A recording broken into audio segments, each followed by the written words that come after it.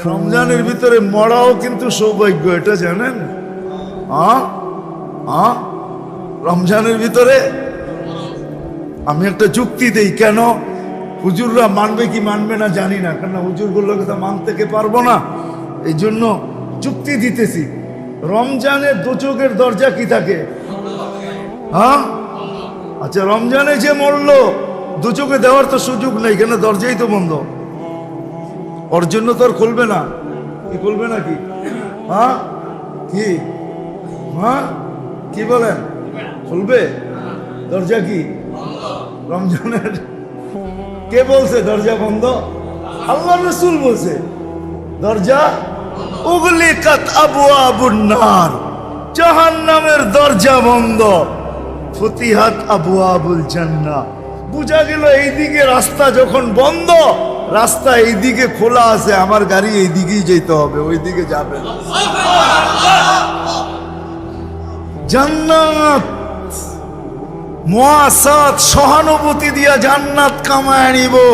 আমার মতো সবজি বিক্রিকারী, আমার মতো মাছ বিক্রিকারী, আমার মতো গোশত বিক্রিকারী, আমার মতো দৈনন্দিন মুদি দোকানদার, আমার মতো দৈনন্দিন প্রয়োজনের জিনিস যারা বিক্রি করে, ওরা 11 মাস জান্নাত কামানোর কোনো সুযোগ হয় না, মসজিদে যাওয়ারই সুযোগ হয় না, নামাজ পড়ারই সুযোগ হয় না, আল্লাহ আল্লাহ করারই সুযোগ হয় না। আমি একটা মাস বাইসা নিছি, আমি এই মাসে জান্নাত কামায় নিব, কিন্তু বন্দেগি দিয়া তো পারবো না, এই জন্য বাইসা নিছি, আমি সহানুভূতি দিয়া কামায় নিব। বলো কোলামা যে সহানুভূতির বিনিময়ে জান্নাত দিবে কি দিবে না? ওয়াদা আছে কি নাই? তখন আপনিও বলতেন যে তুমি জান্নাতের জন্য লাভ নিবে না, তখন ক্রেতারও 2টা কাজ করতো, প্রয়োজনের বেশি এক রত্তি কিনতো না, প্রয়োজনের বেশি এক রত্তিও বেশি নিত না। এমন না যে যেই দামে কিনা ওই দামে বিক্রি, সারা বছরটা কিনা ফ্রিজে রেখা দেয়। তাহলে ক্রেতাও হয়তো এরকম যে যা প্রয়োজন এর চেয়ে বেশি এক রত্তি নিব না। যদি জিজ্ঞাসা করে কেন, আমিও সহানুভূতি দেখাইতে চাই, ওরও জান্নাত দরকার, আমারও দরকার। আবার নিয়া 10 টাকা হাদিয়া দিয়া দিত, বলবো তোমাকে লাভ দিতেছি না, তুমি লাভ নিবে না, আমি জানি তুমি জান্নাতের আশায় লাভ নিবে না, আমি জানি, আমি তোমাকে লাভ দিতেছি না, আমারও জান্নাতের দরকার, আমিও সহানুভূতিমূলক 10 টাকা তোমাকে বেশি হাদিয়া দিই। তাহলে আমার সমাজটা এরকম হতো, এরকম হইতো, এরকম হইতো। ওই কথার থেকে বাহির হয়ে গেছি, মনে রাখতে হবে। মৌসুম আইসা যেরকম ফুল ফুটায়, ফল ফলায়, মৌসুম আইসা ফুটায়, মৌসুম আইসা ফলায়, রমজান ও মৌসুম।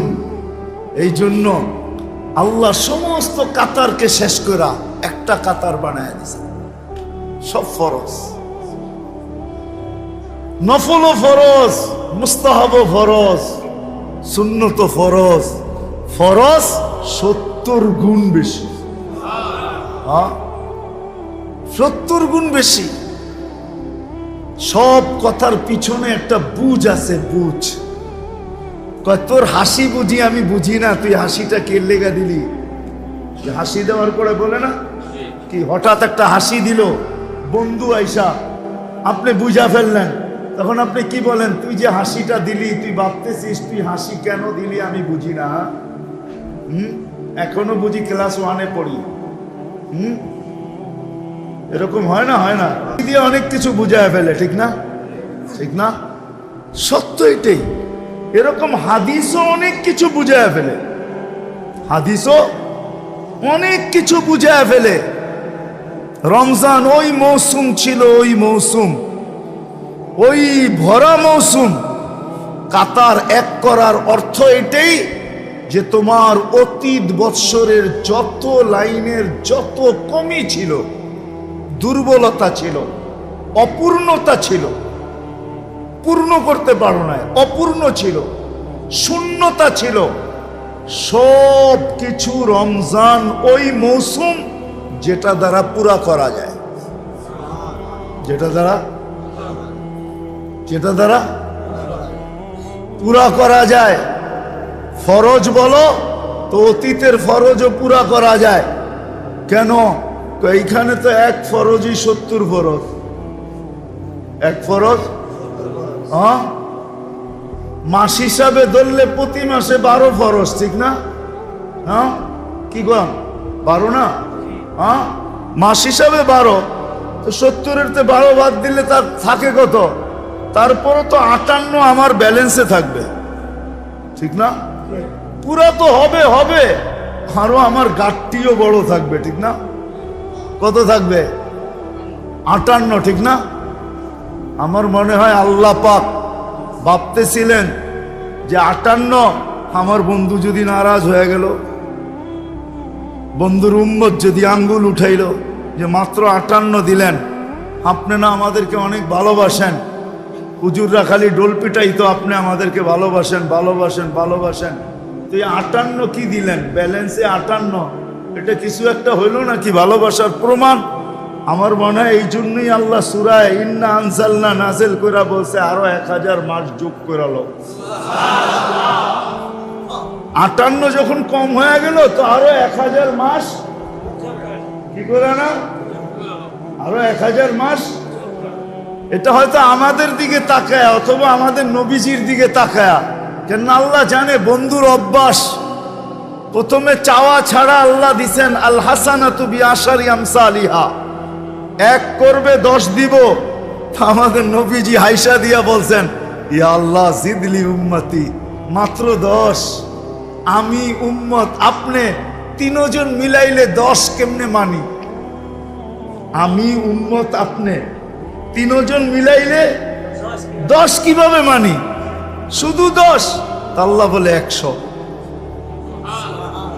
আবার বলছে জিদলি উম্মতি, আবার ওই কথা, আমি আপনি উম্মত মিলাইলে 100 কি করে মানি? আল্লাহ কয় 700। আবার ওই কথা নিয়ে আসছেন 700, আমি আপনি উম্মত মিলাইলে 700 কি করে মানি? আল্লাহ বুঝা ফেলছে সংখ্যা বললে বন্ধু সংখ্যা বলতেই থাকবে। তো আল্লাহ কয় বিগাইরি হিসাব, হিসাব ছাড়া দিন। তো আল্লাহ রসুল খুশি হয়ে গেছে, হাইসা দিয়েছেন, বলছে তাইলে ঠিক আছে, তাইলে জানি না ওলামা মানবে কি মানবে না। কোন এক পর্বে কিতাব ঘাটলে হয়তো পাইতে পারেন কোথাও লেখা, কিন্তু হাসিয়ায় হুসিয়ায় দেখতে হবে আর কি। যে বড় বড় কিতাব আপনাদের চোখের সামনে থাকে ওগুলা ঘাটলে নাও পাইতে পারেন, কিন্তু ছোট ছোট কিতাব ঘাটতে হবে। হ্যাঁ, ওই যে একটা প্রবাদ বাক্য আছে না, অনেক সময় বড় বড় বাঘ থাকে ছোট ছোট বনে। হাসিয়া হুসিয়া অনেক কিছু লেখা থাকে যেটি বড় বড় কিতাবে লেখা নাই। তো কোন এক পর্বে আল্লাহ রসুল জিজ্ঞাসা করছে ইয়া জিবরিল, আমার উম্মতের তওবা আল্লাহ কতক্ষণ কবুল করবে, কোন সময় পর্যন্ত কবুল করবে? তো জিবরিল আলাইহিস সালাম জবাব নিয়ে আসছেন হাত্তা ইউগারগির, কণ্ঠনালীতে রু আসার পূর্ব মুহূর্ত পর্যন্ত কবুল করবে। তো আল্লাহর রসুল খুশিতে আত্মহারা হয়ে বলছে ইদানিয়া জিবরিল, ইদানিয়া জিবরিল, ইদানিয়া জিবরিল। তাইলে জিবরিল আমার উম্মত বেঁচা যাবে, আমার উম্মত বেঁচা যাবে। আল্লাহর রসুল খুশিতে আত্মহারা হয়ে গেছে। আমরা তো নবী চিনি না, রসুলই চিনি না। এই জন্য কথা মনে উঠলো, এই জন্য বলতেছি আমাদের ওলামায়ে কেরাম আমরা চিৎকার দিই আগাছা আগাছা আগাছা আগাছা। আমাদের সমাজে নতুন করে আগাছা আগাছা জন্ম নিতেছে আর দ্রুত ছড়াইতেছে আগাছা। হ্যাঁ, মনে হয় বোঝেন নাই। কেন জানেন? আমরা নবীকে হাইলাইট করি নাই। রাসূলুল্লাহ সাল্লাল্লাহু আলাইহি ওয়াসাল্লামকে যদি হাইলাইট করতাম, শান বয়ান হইতো, সিরত বয়ান হইতো, রসুলের সুরত বয়ান হইতো, রসুলের রাত্র দিন বয়ান হইতো, তাইলে আমাদের যুবক চিন্ত যে রসুলের পরিচয় বয়ান হইতো, রসুলের পরিচিতি বয়ান হইতো, রসুলের কতটুকু প্রয়োজন আমি রাখি এটা যদি বয়ান হইতো। কসম খোদার, রমজানের দিন মসজিদে বসা লেখা রাখেন আল্লাহর রসুল যার পক্ষে যাবে আল্লাহ তার পক্ষে যাবে। আল্লাহর রসুল যদি পক্ষে না গেল, আপনি সারা জীবন আল্লাহ আল্লাহ আল্লাহ আল্লাহ আল্লাহ আল্লাহ জিকির করতে করতে লা ইলাহা ইল্লাল্লাহ পড়তে পড়তে জান দিয়া দিতে পারেন, আল্লাহ আপনার পক্ষে যাবে না। লেখা রাখেন আমার কথা। রসুল যদি পক্ষে না গেল, কোরআন বলে, কোরআন ওয়াস্তাগফিরুল্লাহ ওয়াস্তাগফারা লাহুর রাসূল লাওয়াজাদুল্লাহ তাওয়াবার রহিমা। ওয়াস্তাগফিরুল্লাহ ওয়াস্তাগফিরুল্লাহ ওয়াস্তাগফারা লাহুর রাসূল লাওয়াজাদুল্লাহ তাওয়াবার রহিমা। এই আয়াতের শুরু থেকে ওয়ালাউ আন্নাহুম ইযযালামু আনফুসাহুম, আপনার উম্মত যখন গুনাহ করবে, সুম্মা জাউকা, পরে আপনার কাছে আসবে আর ইস্তেক আমাদের কাছে মাপ চাবে, আমরা বন্ধু ওর দিকে দেখব না, আমরা আপনার দিকে দেখব, আপনি পক্ষে না বিরুদ্ধে। রসুল পক্ষে হওয়া ছাড়া আল্লাহ পাওয়া ইম্পসিবল, যত ডাকেন। আপনি ভাবছেন রসুলকে বাইপাস করে আল্লাহ পেয়ে যাবেন? হ্যাঁ, লা ইলাহা ওই পর্যন্ত কবুল হবে না যতর মধ্যে মুহাম্মদুর রাসূলুল্লাহ কবুল না হয়। আগে মুহাম্মদুর রাসূলুল্লাহ গ্রান্ট হবে, মঞ্জুরি পাবে, পরে লা ইলাহা ইল্লাল্লাহ মঞ্জুরি হবে। আপনি যদিও বলেন ইসলামে ঢোকার জন্য কলেমা তো লা ইলাহা ইল্লাল্লাহ, শুধু লা ইলাহা ইল্লাল্লাহ না, মুহাম্মদুর রাসূলুল্লাহ যুক্ত আছে। ইদা যুকিরতু যুকিরতা মাই, আল্লাহ বলে দিয়েছে, বন্ধু আমার নাম উচ্চারিত হওয়ার সাথে সাথে আপনারটা উচ্চারিত অবশ্যই হবে। আমরা তো নবীও চিনি না। এই আগাছা আমাদের দেশে পয়দা হইতো না যদি আমরা নবীকে হাইলাইট করতাম। নবীর প্রয়োজনীয়তা যদি আমার যুবক জানতো, আলহামদুলিল্লাহ হইতেছে এখন। তা হাদিসে নেয়ামত বলতেছি আপনাদেরকে, কোনো অহংকারমূলক না। ওদিন আমি কিশোরগঞ্জে গেছি রোজার আগে, এই রোজার একবারে আগ মুহূর্তে, তো ঢাকা ইউনিভার্সিটির এক ছেলে আমাকে আইসা টুপি খুইলা বলতেছে, হুজুর দেখেন তো আমার চুলটা আল্লাহর নবীর আদর্শ মতো কাটা হয়েছে কিনা। আমার দিল ভরে গেছে। আমার মনে হয় রব্বে কাবার কসম খায়া বলতেছি, আল্লাহ যদি পার করে, মনে হয় এটার লেগেই পার করে দিবে, আর কোনো আমল তো নাই, এটাকেই উসিলা বানায় পার হইতে পারি। যুবক এসে টুপি খুইলা বলতেছে, হুজুর দেখেন তো আল্লাহ রসুলের আদর্শ মতো চুল কাটা হইল কিনা। কেন আমার বয়ানে আছে যে তুমি জীবনে একবার হইলো আল্লাহ রসুলের আদর্শ মতো চুল কাটো, আর নিজের কাছে রাইখা দাও, কিয়ামতের দিন দেখা হইলে হাত পাতার সুযোগ হবে যে আমি জীবনে একবার হইলো আপনার আদর্শ মতো চুল কাটছি, আমারে কি দিবেন দেখ না, হাত পাতার সুযোগ হবে। আল্লাহ রসুল, আমরা রসুলের প্রয়োজনীয়তা জানি না, ওনাকে হাইলাইট করি না, নিজে হাইলাইট হই।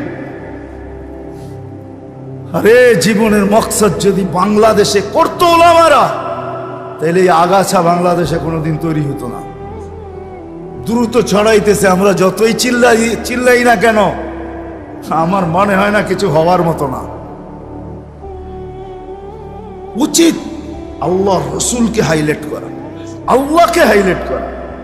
আল্লাহ চিনি না, আল্লাহকে, আল্লাহকে চিনি না। ও মেরে দোস্ত, একটা ছোট উদাহরণ দিয়ে বুঝাই। আচ্ছা বলেন তো, শ্বাস ছাড়া আর নেওয়ার ভিতরে দূরত্ব কতটুকু? বলেন তো কতক্ষণ? হ্যাঁ, জোরে বলেন না। নো নো নো নো, কতক্ষণ কেউ জানেন? কয়েক বলেন না, 1 সেকেন্ডও না, ন্যানো সেকেন্ড। ন্যানো বোঝেন? 1 সেকেন্ডের অর্ধেক। ৮৬,৪০০ সেকেন্ডে 1 ঘন্টা হয়, 24 ঘন্টা হয়। 24 ঘন্টায় আপনি ১,৬০,০০০ বার নেন আর ছাড়েন, তাইলে হিসাবে দাঁড়ায় আধা সেকেন্ডের মতো। ছাড়তে আর নিতে এর দুটার মধ্যখানে আপনি নিলেন কোনটা? অক্সিজেন যে নিলেন, এটা কোনটা নিলেন? পিওর, ঠিক না? হ্যাঁ, ছাড়লেন কি? বিষাক্ত, ঠিক না? হ্যাঁ, কিন্তু এই ছাড়া নেওয়ার ভিতরে ডিস্টেন্স, দূরত্ব কতটুকু? ন্যানো সেকেন্ড, ঠিক না? আপনি যদি যেটা ছাড়ছেন ওইটাই যদি নিতেন, এরকম যদি 1 সপ্তাহ 1 মাস নিতে থাকেন, আপনার ফুসফুস মুখ দিয়া বাইরে চলে আসবে, মুখ দিয়া। জিজ্ঞেস করেন বিজ্ঞানকে। এই আধা সেকেন্ডের ভিতরে আপনার জন্য এই অক্সিজেনটাকে, দূষিতটাকে পিওর করে কে সাপ্লাই দেয়? কে সাপ্লাই দেয়? আধা সেকেন্ডের ভিতরে। আপনি বলবেন গাছে নিয়ে যায়, গাছ আবার আমাকে পিউরটা দেয়। এনে গাছ কোথায়? হ্যাঁ, আপনার কামরার ভিতরে গাছ কোথায়? আপনার বেডরুমে গাছ কোথায়? আপনার বেডরুম আর গাছের দূরত্ব কতটুকু? আধা সেকেন্ডের ভিতরে এতটুকু গাছ দ্রুত গতিতে করলো তো করলো কি করে? তার কাছে এরকম কি প্রযুক্তি আছে? আপনি বলবেন গাছ তো এটা খাইয়েই বাঁচে, ঠিক না? গাছ এটা খাইয়েই কি করে? হ্যাঁ, আমি বিতর্কে যাইতেছি না, আমি বুঝানোর জন্য বলতেছি। গাছ এটা খায়া বাঁচে, ঠিক না? তাহলে আপনার কাছে আমি প্রশ্ন করব, মানুষ আগে আসছে দুনিয়াতে না গাছপালা আগে আসছে? হ্যাঁ, কি বলেন? হ্যাঁ, আপনি বলতেছেন গাছপালা আগে আসতেছে, ওনারা কিছুই বলে না। কে আগে আসছে? পরিবেশটা আগে আল্লাহ আমাদের উপযোগী বানায়া তারপরে আমাদেরকে পাঠাইছেন, ঠিক না? ওই সময় গাছ অক্সিজেন কোত্থেকে নিছে? কার্বন ডাই অক্সাইড কোথায় পেল গাছ? কোথায় পাইছে? মানুষই ছিল না, কোথায় পেল? কি হ্যাঁ, ওগুলা কি সব ময়রা শুকায়া পড়া ছিল? আমরা আবার পরে ওরা আবার দাঁড়াইছে। হ্যাঁ, তৃতীয় যুক্তি আমার, আমি তর্ক করতেছি না। সাহারা মরুভূমিতে কোনো গাছ নাই। আমি 3-3বার সাহারা মরুভূমি দেখছি। 3-3বার সাহারা মরুভূমি চৈষা বেড়াইছি আমি, চৈষা। আমার পায়ের দাগ সাহারায় আছে। সাহারা মরুভূমিকে কিয়ামতের দিন আমার পায়ের দাগ দেখাইতে হবে। আমি ওখানে গেছি আলহামদুলিল্লাহ। সাহারায় তো কোনো গাছ নাই, ওইখানে অক্সিজেন নেয় পিওর পায় কোত্থেকা? সোজা কথায় আসেন, হাফ সেকেন্ডের ভিতরে এই দূষিতটাকে আল্লাহ পিওর করে আপনাকে আমাকে সাপ্লাই দেয়। ওই আল্লাহকে হাইলাইট করবেন না কাকে করবেন? হ্যাঁ, কাকে হাইলাইট করবেন? কার প্রশংসা করবেন?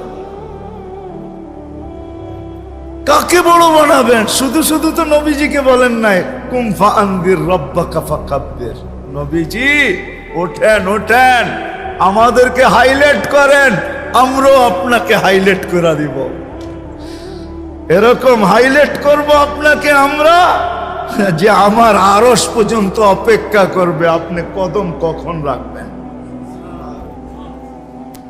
আমার আরশ অপেক্ষা করবে আপনি কদম কখন রাখবেন, এরকম হাইলাইট করব আপনাকে। ওয়া রাফা'না লাকা যিকরাক, আপনার জিকিরও উঁচা করে দিব। কিন্তু আফসোস আমরা নবীকে হাইলাইট করলাম না, যার কারণে আগাছা তৈরি হয়েই চলছে। আসেন আজকের থেকে নিয়ত করি যে নবীর আদর্শ শিখব, নবীর শান শিখব, নবীর প্রয়োজনীয়তা জানব, যে আমি কতটুকু নবীজির প্রয়োজন রাখি, কোন কোন ক্ষেত্রে রাখি। যতই কপালে দাগ পড়ান কোনো লাভ নাই যদি মুহাম্মদুর রাসূলুল্লাহ পক্ষে না আসে। আর যদি পক্ষে আসলো, হায় হায় হায়, যদি পক্ষে আসলো, পক্ষে পক্ষে পক্ষে পক্ষে যদি পক্ষে চলে আসলো, এক কথায় যদি পক্ষে চলে আসে, এক কথায় যদি পক্ষে চলে আসে, এক কথায়। এই জন্য তো বলছিলেন যে আমার উম্মতের শাফাত তো, আমার শাফাত তো সবচেয়ে বেশি আমার গুনাহগার উম্মতের জন্য। আপনারা আমার জন্য কম, আপনারা আমার জন্য, আপনারা আমার জন্য, আপনারা আমার জন্য। ভালোবাসা সবচেয়ে বেশি গুনাহগার উম্মতরে দিছে আল্লাহর রাসূল। কি ভালোবাসা সবচেয়ে বেশি?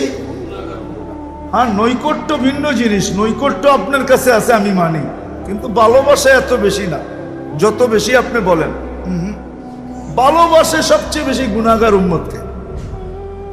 গুনাহগার, নৈকট্য ভিন্ন জিনিস, ভালোবাসা আপনি বলবেন আমি তো ডেলি আল্লাহ রসুলকে স্বপ্নে দেখি, দেখতে পারেন, কিন্তু ভালোবাসে গরিবরে বেশি, গুনাহগার উম্মতকে বেশি ভালোবাসেন। আল্লাহ রসুল সাল্লাল্লাহু আলাইহি ওয়াসাল্লাম গুনাহগার উম্মতকে বেশি ভালোবাসেন। যদিও গুনাহগার উম্মত রসুলকে ভালোবাসে না, কিন্তু আল্লাহ রসুল সবচেয়ে বেশি ভালোবাসে। তো যেটা বুঝাইতেছিলাম, মৌসুম যেরকম ফুটায় দেয় ফুল আর ফল, ফুলকে ফুটায় ফলকে ফলায়, রমজান ও মৌসুম ওই যে আমাদেরকে আকর্ষণের পাত্র বানানোর জন্য। জানি না বুঝাইতে পারতেছি কি পারতেছি না। আমাদেরকে আকর্ষণের পাত্র বানানোর জন্য রমজান হলো মৌসুম।